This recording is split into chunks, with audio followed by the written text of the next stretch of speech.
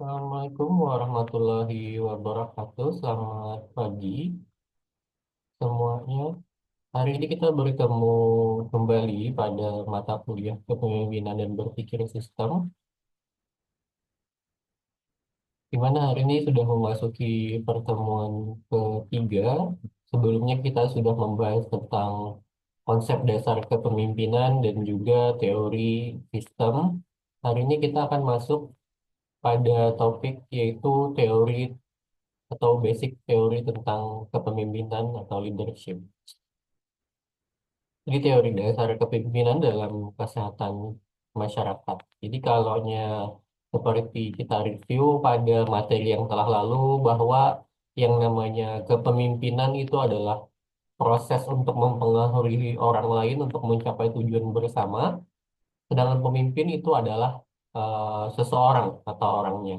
Jadi seorang pemimpin harus dapat mengarahkan, memotivasi tim untuk bekerja secara kolektif untuk mencapai visi dari organisasi. Kalau di dalam kesehatan masyarakat, misalnya dalam suatu program seperti vaksinasi massal, yaitu pemimpin yang efektif dapat mengorganisir tim medis dan relawan untuk mencapai target cakupan vaksinasi yang tinggi. Kepemimpinan dalam hal ini juga memastikan semua pihak yang terkoordinasi itu bisa bekerja sama dengan baik dari mulai dari penyediaan vaksinnya hingga distribusi serta komunikasi kepada masyarakatnya. Nah, jenis kepemimpinan sendiri itu ada berbagai macam ya. Ada yang namanya kepemimpinan transformasional, transaksional, dan juga laissez-faire.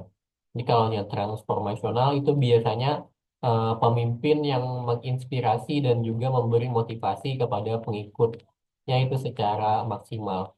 Sedangkan yang transaksional itu artinya pemimpin yang berfokus kepada penghargaan atau reward dan juga punishment hukuman sebagai motivasi untuk mencapai tujuan. Jadi ada yang sifatnya karismatik, ada yang sifatnya transaksional. Kalau aku memberi kamu ini, maka kamu harus berkinerja seperti ini. Tetapi ada juga kepemimpinan yang transformasional atau yang memberikan motivasi dan juga apresiasi kepada anggotanya sehingga anggotanya juga termotivasi untuk mencapai tujuan. Selanjutnya ada kepemimpinan laissez-faire, yaitu pemimpin yang memberikan kebebasan penuh kepada pengikut untuk membuat keputusan. Jadi dari tiga eh, jenis kepemimpinan itu biasanya menyesuaikan dari tingkat pendidikan atau tingkat kompetensi dari anggota organisasinya. Kalau di dalam contoh kepemimpinan yang transformasional, biasanya seorang pemimpin yang ada di puskesmas itu contohnya adalah memotivasi, misalnya memotivasi tim medis maupun tim kesehatan masyarakatnya untuk terus meningkatkan pelayanan kesehatan pada masyarakat meskipun menghadapi tantangan yang besar. Sedangkan kalau kepemimpinan yang sifatnya transaksional, biasanya seorang manajer rumah sakit itu akan memberikan penghargaan bagi staf yang mencapai target pelayanan kesehatan bulanan, misalnya seperti itu. Terus kepemimpinan yang laissez-faire, biasanya pemimpin itu memberikan kebebasan penuh kepada unit untuk mengatur jadwal, anggaran, kegiatan kesehatan tanpa terlalu banyak intervensi. Biasanya kepemimpinan laissez-faire hanya dilaksanakan pada SDM maupun anggota organisasi yang memiliki kapasitas dan juga kualitas yang lebih tinggi sehingga bisa dilepas lah seperti itu. Bagi yang memiliki tingkat pendidikan yang rendah dan juga kapasitas yang rendah masih bersifat di-directing atau harus diarahkan eh, sangat detail sehingga menggunakan kepemimpinan otoriter maupun transformasional dan transaksional.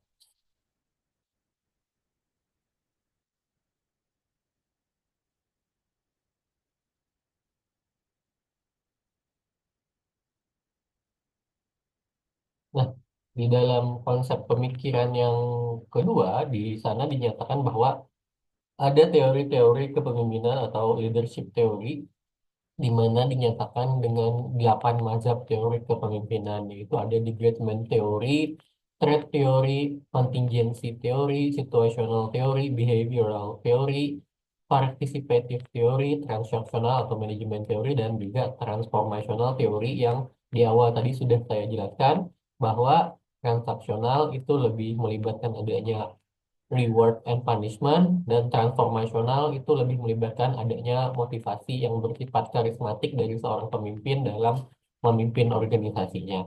Nah, kita akan bahas mazhab yang pertama dulu, yaitu The Great Man Theory. Nah, ini tadi ya, 8 mazhab tadi. Selanjutnya ada The Great Man Theory by Thomas Circle pada tahun 888, dan juga Albert Spencer menyatakan bahwa kepemimpinan adalah kemampuan yang melekat. Pemimpin besar dilahirkan, bukan dibentuk. Pemimpin besar muncul sebagai sosok yang heroik, mitologi, ditakdirkan untuk suatu tujuan tertentu atau keperluan.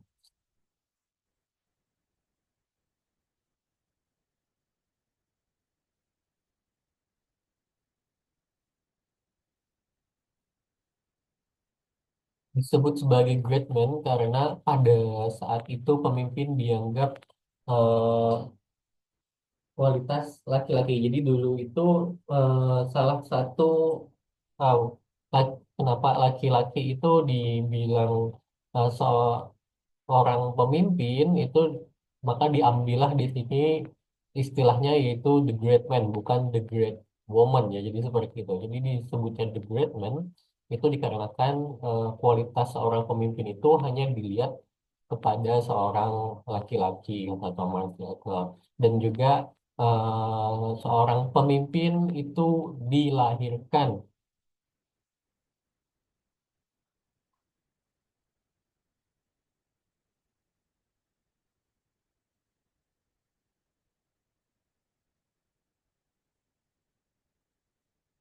Jadi dari teori ini adalah sebuah teori yang sebenarnya klasik dan lama, yang memiliki fokus maupun pandangan bahwa pemimpin besar itu lahir dengan sifat-sifat dan kualitas khusus yang membedakan mereka dari yang lainnya. Teori ini tuh menyatakan bahwa pemimpinan yang luar biasa dilahirkan dengan kemampuan karakteristik yang unik, yang mampu mengubah dunia atau memimpin orang-orang dengan tujuan yang besar. Jadi memang bawaan lahir seperti itu ya. Pemimpin yang besar dianggap memiliki bakat atau sifat yang alami seperti karismatik, keberanian, kecerdasan, dan lain-lain itu. Soalnya pada zaman dulu itu tidak pernah ada pendidikan tentang kepemimpinan maupun latar belakang kenapa seseorang itu memiliki karisma dan juga memiliki keberanian, memiliki keunikan seperti itu, sehingga muncullah sebuah teori bahwa kepemimpinan itu lahir. Contoh-contoh pemimpin yang memang dibilang bahwa berdasarkan The Great Man Theory ini seperti Napoleon Bonaparte, Winston Churchill, dan juga Abraham Lincoln, yang sering dianggap sebagai tokoh dari The Great Man Theory ini. Mereka itu dipandang sebagai individu dengan kualitas yang luar biasa dan menentukan arah sejarah dan berhasil mengubah dunia. Ya. Jadi akan tetapi beberapa kritik pada The Great Man Theory ini itu adalah teori ini terlalu menekankan kepada peran individu, sehingga mengabaikan faktor sosial seperti budaya maupun situasi yang mempengaruhi kepemimpinan. Jadi dia tidak menyadari pengaruh lingkungan. Banyak pemimpin yang sukses juga dipengaruhi oleh tim, organisasi, maupun konteks sosial ekonomi yang ada di sekitar mereka. Jadi teori ini menghilangkan anggapan-anggapan seperti itu, lebih berfokus kepada individu. Jadi dia mengabaikan seperti pembelajaran dan pengembangan waktu mereka hidup, tidak mengakui bahwa kepemimpinan itu dapat dipelajari dan dikembangkan. Jadi hanya bersifat bawaan dan dilahirkan.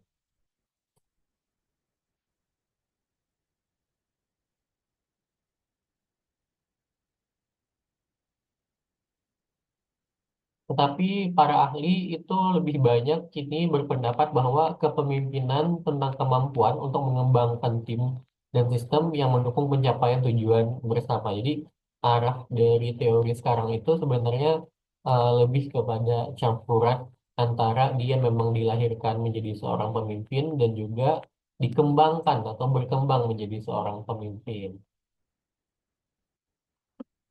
Selanjutnya ada trait teori dari Gordon Allport menyatakan bahwa pemimpin itu malah sebaliknya. Pemimpin itu dibentuk atau terbentuk karena warisan karakteristik perilaku tertentu yang dimiliki oleh seseorang.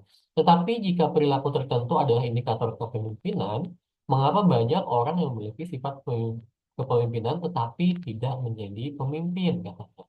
Nah, di dalam konsep utama trait teori ini, pemimpin itu ditentukan oleh sifat atau karakteristik bawaan yang dimiliki oleh seorang individu. Karakteristik pemimpin ideal itu adalah percaya diri, cerdas, berkepribadian yang kuat, kemampuan berkomunikasi yang baik, dan juga memiliki integritas yang tinggi.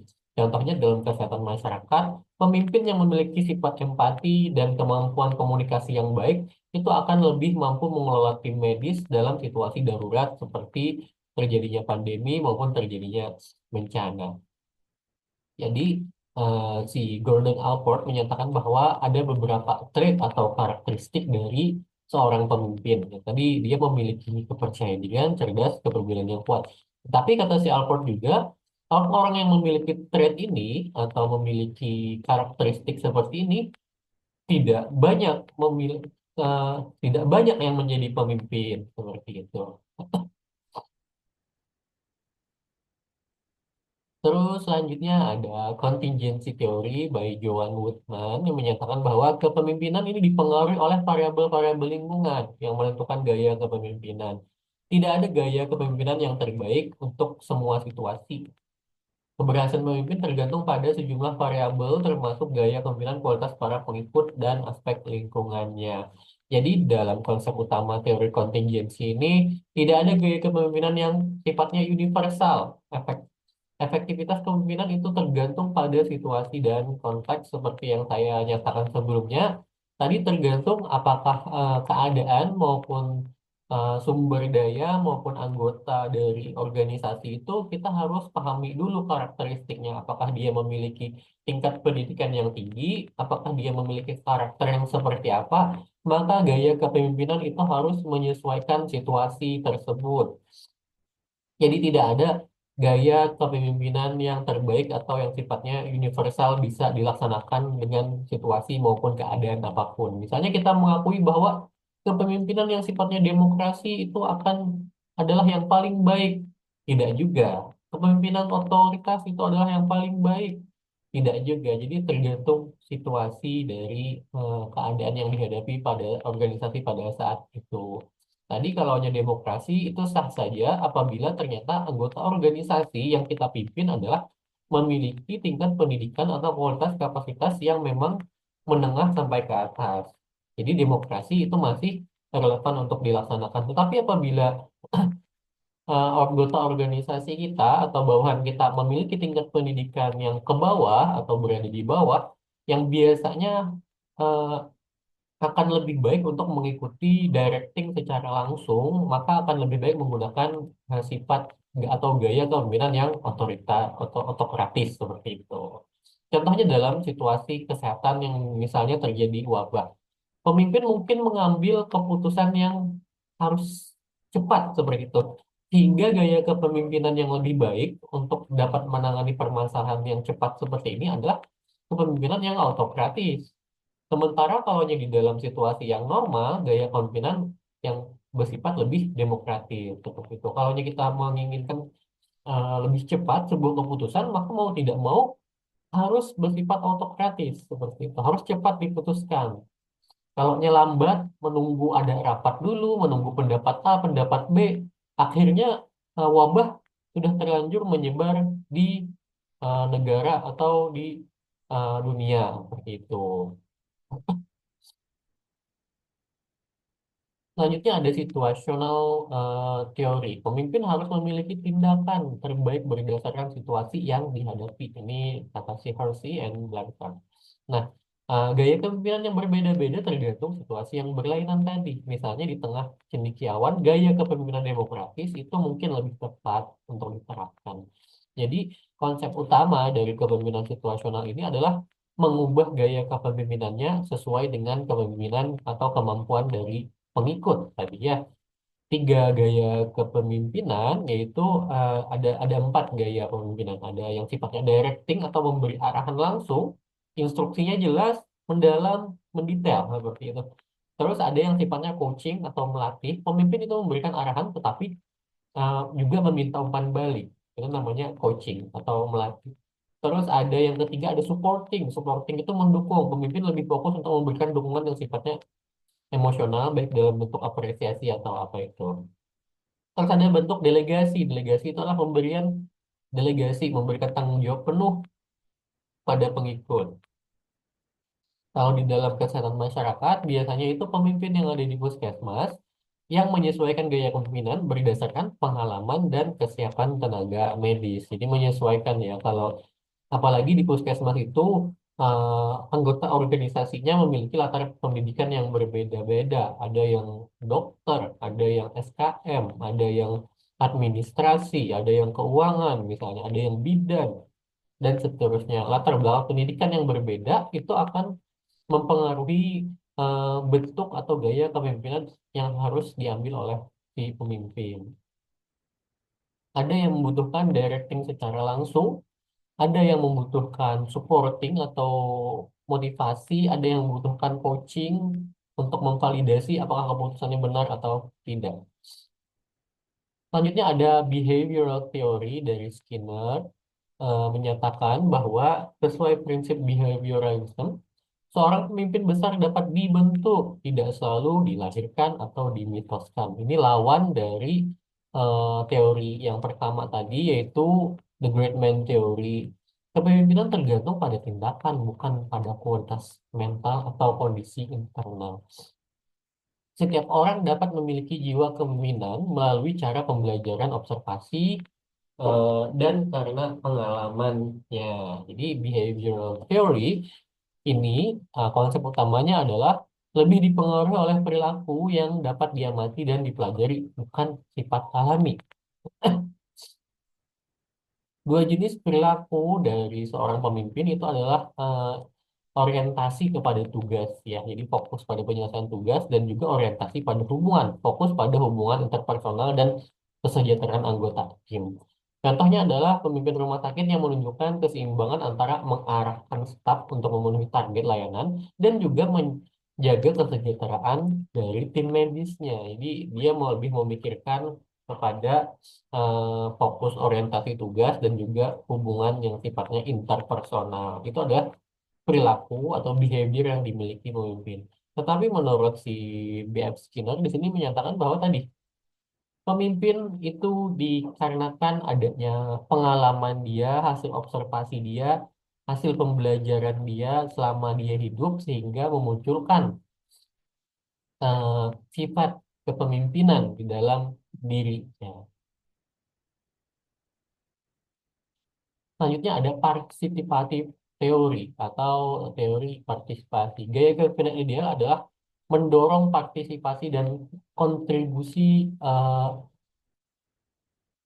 anggota kelompok katanya. Ya, jadi anggota kelompok merasa lebih memiliki komitmen pada proses pengambilan keputusan dan pencapaian tujuan organisasi. Untuk memotivasi pemimpin harus terbuka pada masukan anggota kelompok. Nah, ini adalah sebuah strategi ya.